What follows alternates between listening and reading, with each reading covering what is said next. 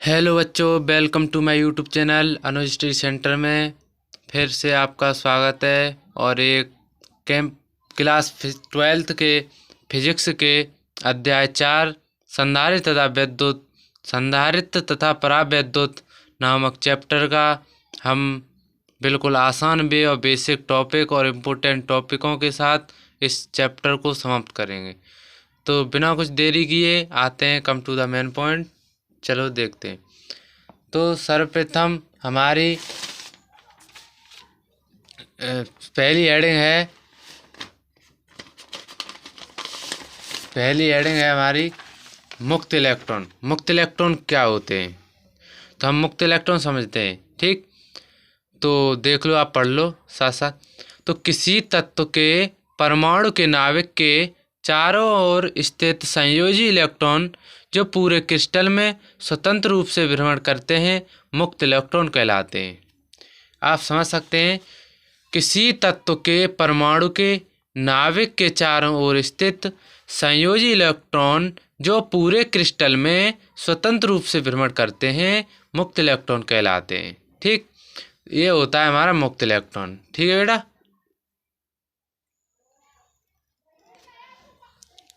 तो अब चलते हैं बद्ध आवेश। बद्ध आवेश किसे कहते हैं। ठीक, तो बद्ध आवेश समझ लें। जब किसी परमाणु से संयोजी इलेक्ट्रॉन निकल जाते हैं तो उनसे एक धनावेश आ जाता है जो स्थायी रूप से क्रिस्टल जालक में बंधा रहता है तथा वह अपनी स्थिति छोड़कर नहीं जाता है, बद्ध आवेश कहलाता है। ठीक, जब किसी परमाणु से संयोजी इलेक्ट्रॉन निकल जाते हैं तो उनसे एक धनावेश आ जाता है जो स्थायी रूप से क्रिस्टल जालक में बंधा रहता है तथा वह अपनी स्थिति छोड़कर नहीं जाता है, बद्ध आवेश कहलाता है। ठीक है बेटा, तो इस प्रकार समझते हैं। अब अगली हेडिंग आती है वैद्युत धारिता। ये इस चैप्टर की इम्पोर्टेंट हेडिंग है, वैद्युत धारिता। ठीक, इम्पोर्टेंट। तो अब वैद्युत धारिता को समझते हैं। वैद्युत धारिता होती क्या है। ठीक है, हम जानते हैं कि जब किसी चालक को दिए गए आवेश तथा आवेश के कारण उत्पन्न विभव में हुई वृद्धि का अनुपात उस चालक की धारिता कहलाती है। ठीक, जब किसी चालक को दिए गए आवेश तथा आवेश के कारण उत्पन्न विभव में हुई वृद्धि का अनुपात उस चालक की धारिता कहलाती है। तो इसे हम सी से प्रेरित करते हैं। और बेटा मैं आपको बता दूं, मुक्त इलेक्ट्रॉन कहते हैं फ्री इलेक्ट्रॉन। ठीक है, ऐसे ही बद्ध आवेश को कहते हैं बाउंड चार्ज, इंग्लिश। ठीक, अंग्रेजी भी इसकी समझते रहें तो ठीक रहता है। तो इसे सी से प्रेरित करते हैं। किसको? धारिता को हम सी से प्रेरित करते हैं, अर्थात Q प्रोपोर्शनल टू V। अब पूछो प्रोपोर्शनल क्यों आई? क्योंकि दिए गए आवेश तथा आवेश के कारण उत्पन्न विभव में वृद्धि का अनुपात होता है। ठीक, तो Q बराबर CV। यदि Q बराबर CV है तो C धारिता ही तो पूछी है, तो C बराबर Q अपॉन V। ठीक, इसका मात्रक कूलम प्रति वोल्ट या फैरेड होता है। ठीक, जहाँ C एक नियतांक होता है, ठीक है। अब ये प्रोपोर्शनल लगा है तो यहाँ प्रोपोर्शनल हटाएंगे तो नियतांक आया ना, ये C बराबर आ गया तो नियतांक, तो C बराबर Q अपॉन V, कूलम प्रति वोल्ट। इसी को हम चालक की धारिता कहते हैं। ठीक है बेटा, स्क्रीनशॉट लेना चाहें तो स्क्रीनशॉट ले लें। अब चलते हैं अगले टॉपिक पर।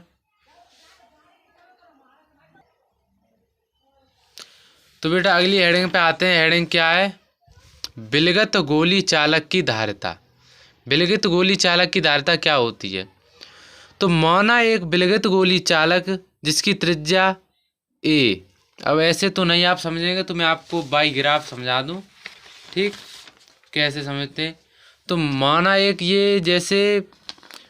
विलगित गोली चालक जिसकी त्रिज्या, तो हम एक विलगित गोला बना लेते हैं। ठीक है, ये गोला हो गया, ठीक है। उसकी त्रिज्या ए, ठीक है, ये केंद्र हो गया, यहाँ से ये इसकी त्रिज्या ए हो गई। केंद्र ओ, ये ओ पृष्ठ हो गया, ठीक है बेटा। पृष्ठ पर प्लस क्यू आवेश देने पर, यहाँ पे प्लस क्यू आवेश जैसे देंगे, आवेश देने पर आवेश वितरण की सममिति दे। सो जैसे ये ए है त्रिज्या, तो ये इस प्रकार चलता है, ठीक है, ये, ठीक है, ये इस केंद्र से होकर निकल रहा है, ठीक है, ये, ठीक है। तो आवेश वितरण की सममिति, तो प्लस क्यू आवेश के चारों ओर हो जाएगा, ठीक है। प्लस क्यू आवेश, प्लस क्यू आवेश, प्लस क्यू आवेश, प्लस क्यू आवेश, प्लस क्यू आवेश और प्लस क्यू आवेश, ठीक है। यहाँ केंद्र ओ है, त्रिज्या ए है। तो आप अब थ्योरी पढ़ते हैं। जिसकी त्रिज्या ए केंद्र ओ के पृष्ठ पर प्लस क्यू आवेश देने पर आवेश वितरण की सममिति के कारण आवेश इसके पृष्ठ पर एक समान रूप से वितरित होगा, जिस कारण पृष्ठ के प्रत्येक बिंदु पर विभव समान होगा, ठीक है। तो अब मैं बता दूं, तो ये इसके कारण प्रत्येक बिंदु पर विभव समान होगा। तो जैसे अब मैं समझा दूं, तो इसके कारण गोलीय चालक से निकलने वाली वैद्युत बल रेखाएं, जैसे ये इस वैद्युत बल रेखा निकल रही है ना, तो वैद्युत बल रेखाएं प्रत्येक बिंदु पर गोली चालक के पृष्ठ के लंबवत हैं। अरे भाई, तो ये लंबवती तो हो गई, ये लंबवती तो है, ये लंबवती तो है, ठीक है। तो इसके कारण ये लंबवत है। तो अतः गोली चालक के, और गोली चालक कौन सा है, ये वाला गोला है, ये चालक प्लस क्यू आवेश, ठीक है। गोली चालक के पृष्ठ पर या बाहर वैद्युत विभव ज्ञात करने के लिए प्लस क्यू आवेश इसके केंद्र पर स्थित मान सकते हैं, ठीक, मान सकते हैं।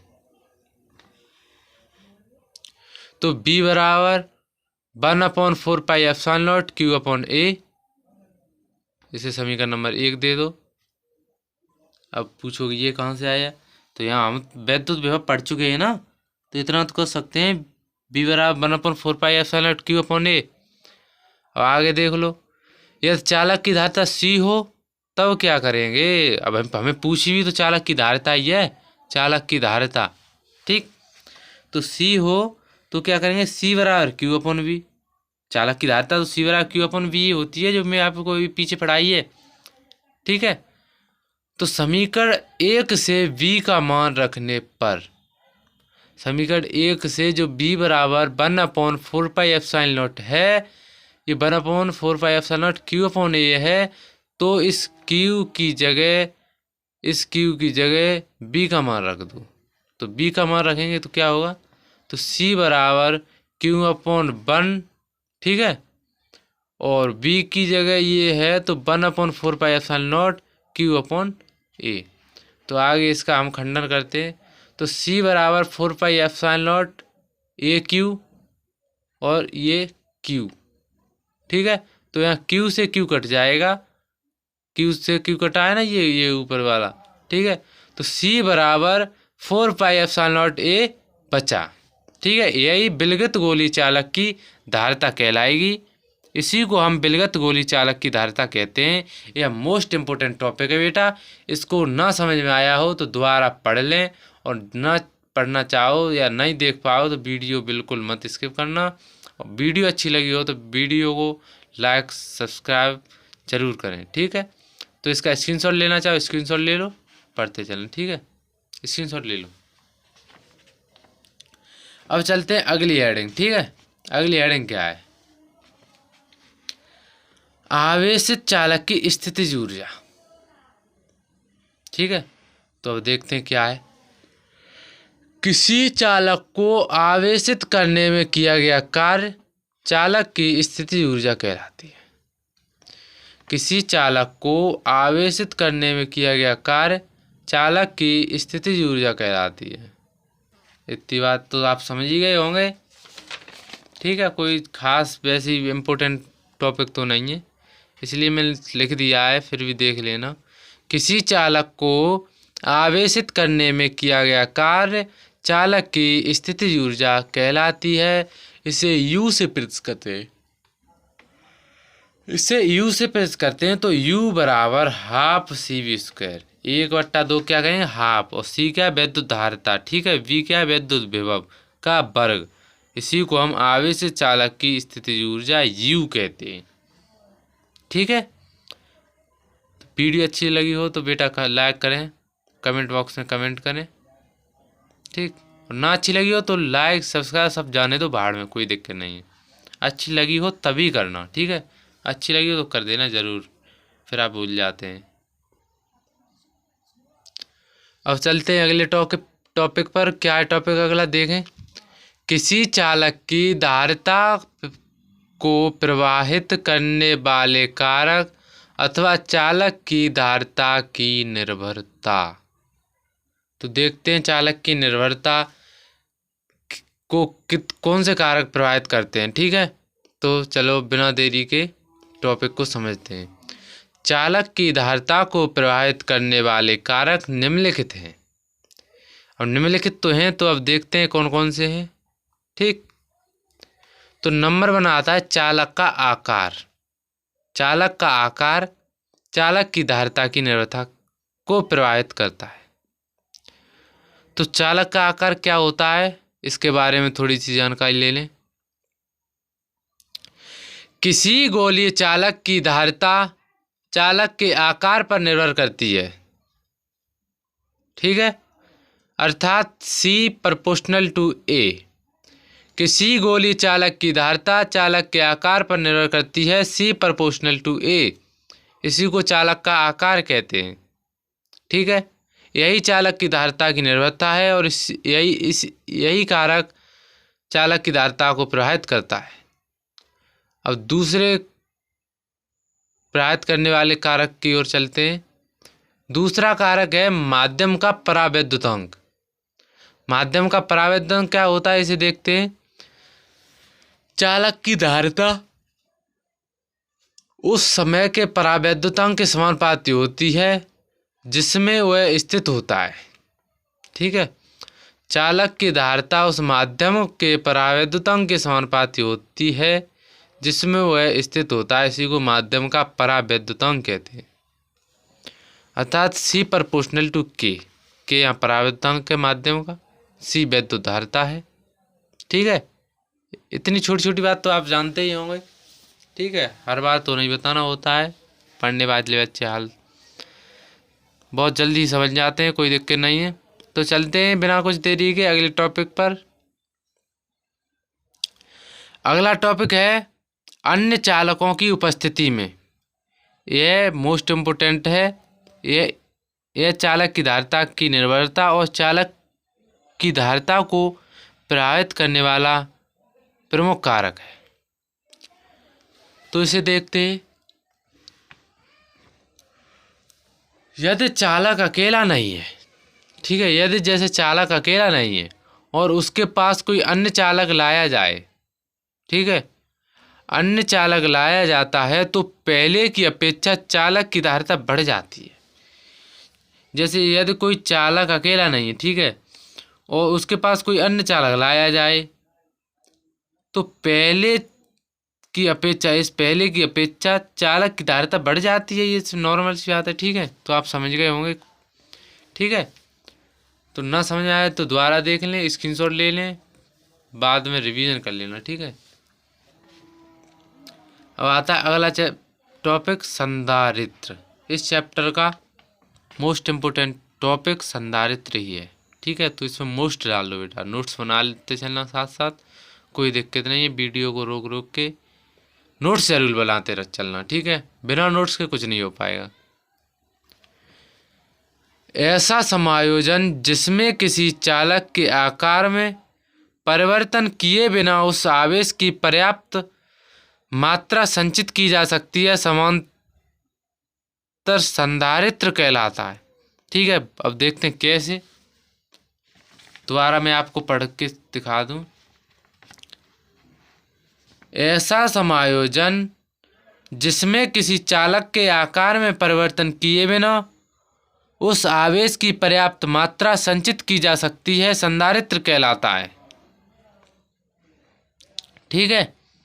अब चलते हैं। समांतर प्लेट संधारित्र की धारिता जब उसकी प्लेटों के बीच आंशिक रूप से परावैद्युत पदार्थ रखा हो। तो बेटा ये कोई मोस्ट इम्पोर्टेंट या इम्पोर्टेंट तो नहीं है।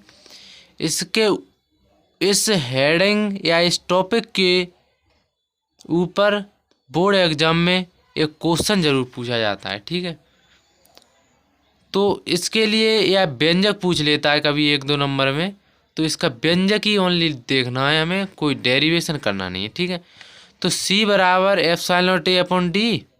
ठीक है, और यहाँ के परावैद्युत पदार्थ है ना, तो हम उसे क्या कहते हैं, परावैद्युत हम घटा दे रहे हैं। तो C बराबर ε0A/d+T+T/K। ठीक है, ये व्यंजक है, कोई दिक्कत नहीं, रट लेना फिर भी आप समझ जाएंगे। ठीक है, स्क्रीनशॉट लेना चाहो बच्चों, स्क्रीनशॉट ले लो। ठीक, स्क्रीनशॉट ले लो, एक बार मैं वीडियो रोक देता हूँ, स्क्रीनशॉट लो। ठीक है, और वीडियो अच्छी लगी बेटा शेयर जरूर करें। अब बेटा अगला टॉपिक है समांतर प्लेट संधारित्र। यह मोस्ट इम्पोर्टेंट डेरिवेशन है जो आपके बोर्ड एग्जाम में 5 या 6 नंबर से पूछा जाता है। ठीक है, तो बिना कुछ देरी के इसे समझते हैं। इसमें धातु की 2 लंबी व समांतर प्लेट होती हैं। तो आप ऐसे तो नहीं समझेंगे, मैं इसका थोड़ा चित्र बना देता हूँ, उस चित्र से ज़रूर समझ जाएंगे आप। ठीक है, तो चित्र देखते हैं।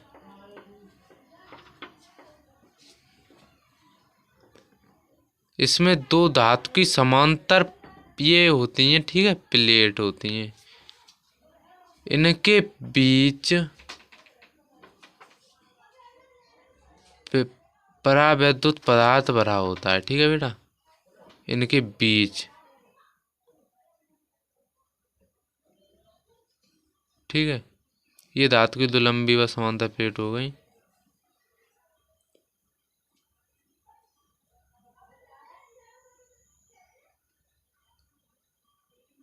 ठीक है, ये इससे जोड़ दो, ये इससे जोड़ दो, ये वाली इससे और ये वाली इससे। ठीक है, और यहाँ से इस प्रकार निकला होता है और यहाँ। ठीक है, और इसी प्रकार यहाँ लगा होता है बैटरी से। ठीक है, वायर निकले होते हैं, इसकी त्रिज्या d मान लो, ये मतलब इस प्रकार। ठीक है, अब देखते हैं, अब थ्योरी पढ़ो, थ्योरी जरूर समझ में आएगी। इसमें धातु की 2 लंबी व समांतर प्लेट होती हैं जो एक दूसरे के आमने सामने कुछ दूरी पर वैद्युत रोधी, आमने सामने है ना, कुछ दूरी पर वैद्युत रोधी स्टैंडों पर कसी होती हैं। वैद्युत रोधी स्टैंड हो गए ना। ठीक है, ये बाहर निकले जो एक दूसरे के ठीक समांतर होते हैं। ठीक समांतर ही तो है ये दोनों आपस में, ये वाली ठीक समांतर होती है। इनके मध्य बाह्य अथवा वैद्युरोधी पदार्थ भरा होता है। अब यहाँ प्लस है, इधर माइनस हो, तो वैद्युत पदार्थ तो, और ये वैद्युरोधी पदार्थ तो हो गया। ठीक है, तो मैं थोड़ा और टॉपिक पढ़ देता हूँ।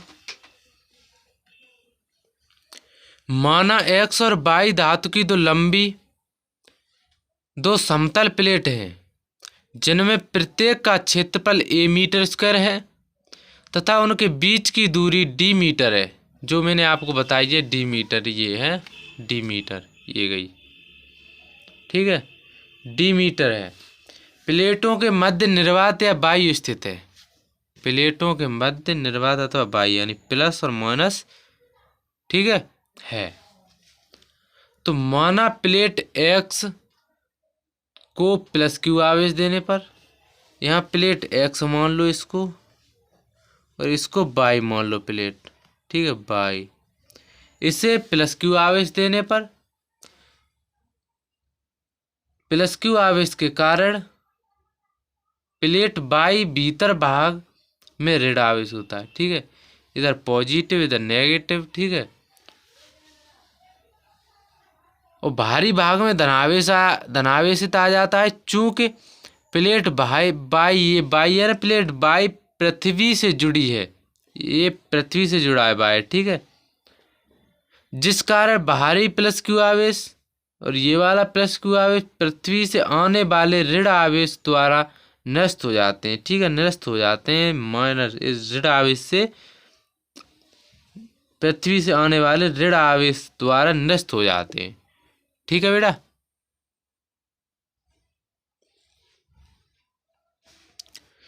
तो अब देखते हैं, माना दोनों प्लेटों के बीच विभवांतर V वोल्ट, इनके बीच की दूरी d है, तब इनके प्लेटों के बीच वैद्युत क्षेत्र की तीव्रता E बराबर B/D है, ठीक है, E/D। वो कैसे है देखते हैं। तो E बराबर BD है तो B बराबर ED हो गया, ठीक है, वैद्युत विभव B बराबर ED, ठीक है। तो समीकरण 2 ये माना है हमने, समीकरण 2। तो समीकरण 2 से E का मान रखेंगे, इस समीकरण 2 से E का मान इसमें रखेंगे, ठीक है। तो B बराबर QD/ε0A, इसे समीकरण नंबर 3 दे दो। परंतु समांतर प्लेट संधारित्र की धारिता C बराबर Q/V है। अब V का मान रखने पर, तो अब V का मान रखेंगे, कहाँ से V का रखोगे, यहाँ से V का मान रखेंगे इसमें, ठीक है। तो C बराबर Q, तो ये Q है, V का मान ये रख दिया QD/ε0A, ठीक है। अब इसको सॉल्व करेंगे कैसे, अब ये बीच का तो बीच ही रहेगा, बार बार से गुणा हो जाता है, ठीक है। तो C बराबर Q into ε0A into A/Q और इंटू D। तो Q से Q कट जाएगा, ε0A/D बचेगा, ठीक है। तो वैद्युत यानी समांतर प्लेट संधारित्र की धारिता C बराबर ε0A/D का यही व्यंजक है। यह इस चैप्टर की मोस्ट इम्पोर्टेंट डेरिवेशन है, ठीक है। तो बेटा स्क्रीनशॉट जरूर ले लें वीडियो, और एक बार में आपको ना समझ में आया तो वीडियो को पुनः देख लें, बिल्कुल दिमाग में फिट हो जाएगा, ठीक है। स्क्रीनशॉट ले लो। अब चलते हैं बिना कुछ देरी के अगले टॉपिक पर। तो अब चलते हैं अगले टॉपिक पर, आवेशित संधारित्र की स्थितिज ऊर्जा। किसी संधारित्र को आवेशित करने में कुछ कार्य करना पड़ता है जो संधारित्र में वैद्युत स्थितिज ऊर्जा के रूप में संचित हो जाता है, ठीक है। पुनः एक बार आप खुद पढ़ लें। तो W बराबर 1/2 CV² दे रहा है इसमें। तो आप पूछेंगे जहाँ स्थितिज ऊर्जा है लेकिन W तो कार्य होता है, ठीक है। तो हम समझते हैं किस प्रकार। तो W और U यानी वैद्युत स्थितिज ऊर्जा और कार्य दोनों आपस में बराबर होते हैं। आप पूछो कैसे, तो अब तो समझते हैं। तो लेकिन ऊर्जा का भी मात्रक जूल और कार्य का भी मात्रक जूल होता है। तो इसी प्रकार U बराबर 1/2 CV²। तो ये आवेशित संधारित्र की स्थितिज ऊर्जा का यह व्यंजक हो गया, ठीक है। तो U बराबर 1/2 CV²। तो यहाँ U संधारित्र की स्थितिज ऊर्जा और C वैद्युत धारिता और V वैद्युत विभव का वर्ग, ठीक है। तो चलते हैं अगले टॉपिक की ओर। अगला टॉपिक भी थोड़ा सा इम्पोर्टेंट मान लीजिए। इसका व्यंजक 2023 के एक सेट में पूछा गया था, मैंने देखा था खुद, ठीक है। तो इसका व्यंजक पूछा जाता है। तो आवेशित समांतर प्लेट संधारित्र की प्लेटों के बीच बल, ठीक है। आवेशित समांतर प्लेट संधारित्रों की प्लेटों के बीच बल, तो F बराबर 1/2 QE, ठीक है। F बराबर 1/2 QE। अगली हेडिंग है संधारित्रों का संयोजन। संधारित्रों का संयोजन कितने क्रमों में किया गया वो देखते हैं। संधारित्र का संयोजन विभिन्न परपथों में संधारित्रों को निम्नलिखित क्रम में संयोजित किया गया है, ठीक है। नंबर 1 श्रेणी क्रम, इसे इन सीरीज कहते हैं। और नंबर 2 इन पैरेलल, इसे समांतर क्रम कहते हैं, ठीक है बेटा। इन सीरीज और इन पैरेलल, ठीक है। तो हम समझते हैं इन सीरीज को यानी श्रेणी क्रम को। तो बेटा चलते हैं इन सीरीज की ओर, इसे समझते हैं इस प्रकार। जब किसी संधारित्र की पहली प्लेट को ऊर्जा स्रोत से, अब आप देख सकते हैं जब किसी संधारित्र की पहली प्लेट को ऊर्जा स्रोत, तो ये पहली प्लेट होगी, इसे ऊर्जा स्रोत, ठीक है, और तथा दूसरी प्लेट यानी इस प्लेट को दूसरे संधारित्र की पहली प्लेट से, ठीक है, तथा दूसरे संधारित्र की दूसरी प्लेट और दूसरे संधारित्र की दूसरी प्लेट तीसरे संधारित्र के पहली प्लेट से, ठीक है, और तीसरे संधारित्र की पहली प्लेट चौथे संधारित्र की पहली प्लेट से, ठीक है। इसी प्रकार और क्या कहते हैं, दूसरे प्लेट को जमीन से जोड़ देते हैं, जमीन है, ठीक है। इस प्रकार के समायोजन को संधारित्र का श्रेणी क्रम संयोजन कहलाता है, ठीक है। यहाँ Q आवेश है, ये धारिता C1 C2 C3 है, ये Q आवेश दिए गए हैं, और यहाँ B1 B2 B3 यहाँ वैद्युत विभव है, ठीक है बेटा। तो आप ये थ्योरी पढ़कर और समझ गए होंगे सुनकर, ठीक है। तो चलते हैं, तो माना 3, अब इसे हम सिद्ध करते हैं, ठीक है। तो ये जब कभी पूछ लेता कोई दिक्कत नहीं है, आप बिल्कुल समझ जाएंगे, आप वीडियो देखें।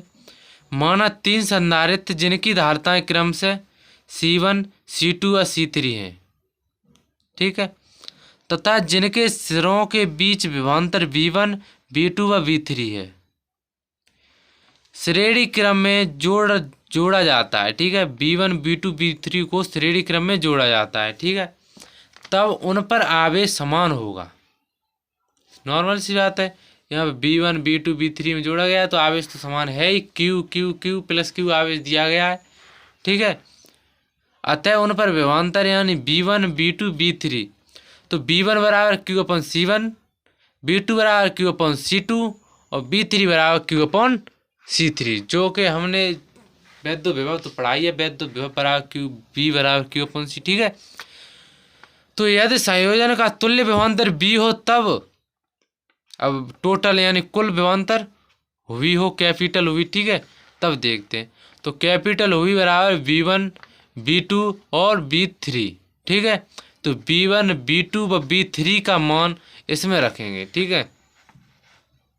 तो V बराबर Q/C1 plus Q/C2 plus Q/C3, ठीक है। तो B बराबर Q1/C1 plus 1/C2 plus 1/C3, इसे समीकरण नंबर 1 दे देंगे, ठीक है। तो चलते हैं आगे।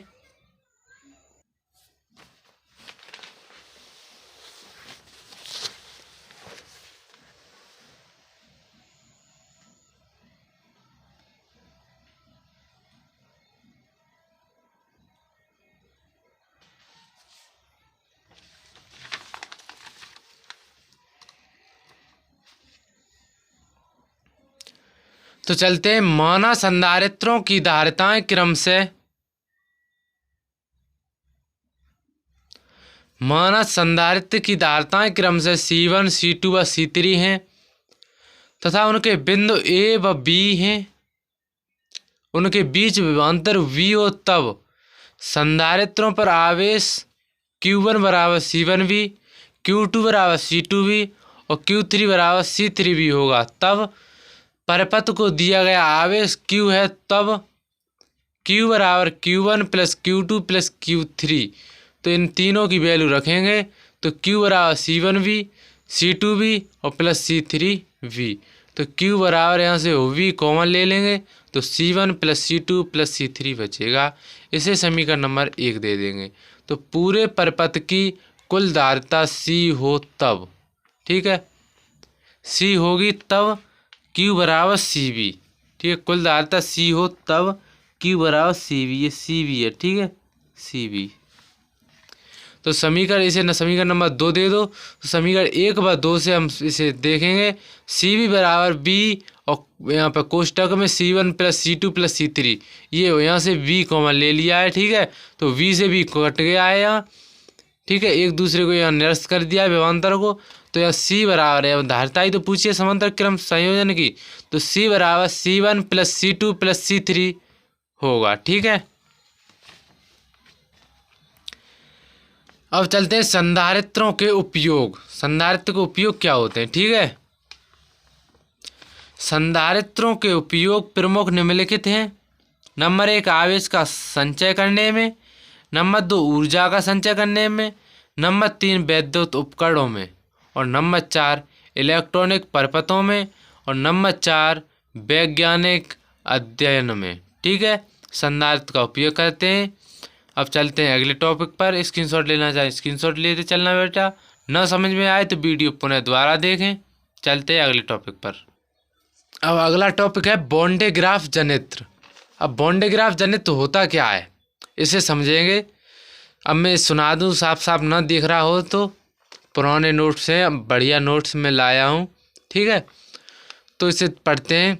सन 1931 ईस्वी में बॉन्डेग्राफ ने एक स्थिर वैद्युत जनित्र की रचना की, जिसकी सहायता से अत्युच्च विभव 10⁶ वोल्ट उत्पन्न किया जाता है। इसी को बॉन्डेग्राफ जनित्र कहते हैं। ठीक है, मैं एक बार पुनः पढ़ दूं।